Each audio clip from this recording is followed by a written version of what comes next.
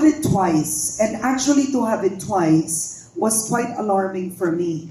So I'm 53 years old now, but when I first had shingles, I didn't know what it was. Yeah. So I had it when I was maybe in my 40s, and my schedule was very hectic. So I was doing a morning show, I was doing a weekly show, I was doing a radio show, and I was doing a late night newscast. Lagare. Yeah, that's the word. And I barely slept. I think it was maybe 4 or 5 hours. And then suddenly, actually the first time I had it, it came out on my forehead. It was here. And I didn't know what it was at all. So the first person I called was a dermatologist. Yes. Because Skin. it comes out in your Skin skin. concern. Eh? And when the dermatologist told me that you have shingles, because I thought it was pimples or I don't know, something weird, but it was very, very painful.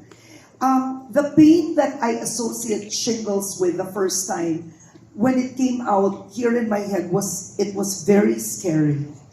Because you were not just having headaches, but it was just an electrifying kind of pain. Because it hides in the nervous system, di ba, Yes. Dr. Solante? So I didn't know that, and I was in my 40s then, and a dermatologist then gave me what I have to do. I can't remember it right now, but you would be able to share. But I had to isolate myself at home. I couldn't go to work for 2 weeks. But more than that, I was so scared because I thought I would get blind. I mean, seriously, because I started to Google, right? When I was sick.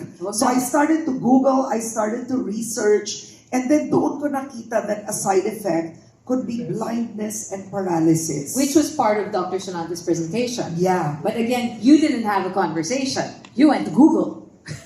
No, the doctor also told me. It was part of the conversation. Yeah, the dermatologist. Remember, the first person I went to was a doctor. That's good. That's the first. That's the first. The first person I called was a doctor. I mean, number one, being a journalist, it would be quite shameful if I didn't go to a doctor first. So the first thing, I went to a doctor.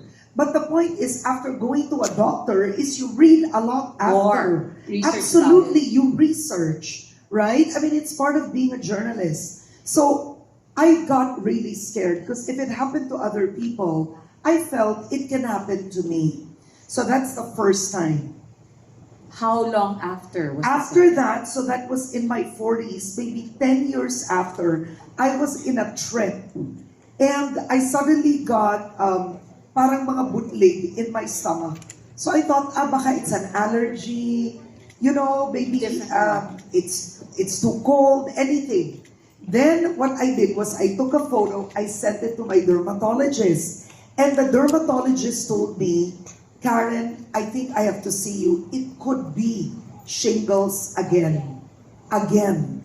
So this was a little milder, but then I remember taking an antiviral medication. So after that, that's when I got really alarmed. Because, yes, I mean, I don't smoke. Fine, I mean, lack sleep? I lack sleep. But relatively, I would consider myself healthy. But I've had an autoimmune disorder. I told Dr. Solante and Doctora when I interviewed them, is I did have hyperthyroid when I was much younger. And that, when you treat your thyroid, it becomes an autoimmune disease. Yes. So the reason I came out and I wanted to share is I don't think Filipinos know how dangerous shingles is. I don't think many people know.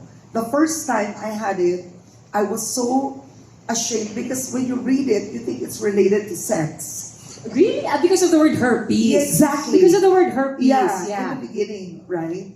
So, But even singaw is herpes, by the way. yes, So you know. that's not trivia, right? So I think that's why I want to share my experience. It's because I really think Filipinos, especially at a certain age, I think I got it much earlier in my 40s, but I think that it's something you can't ignore.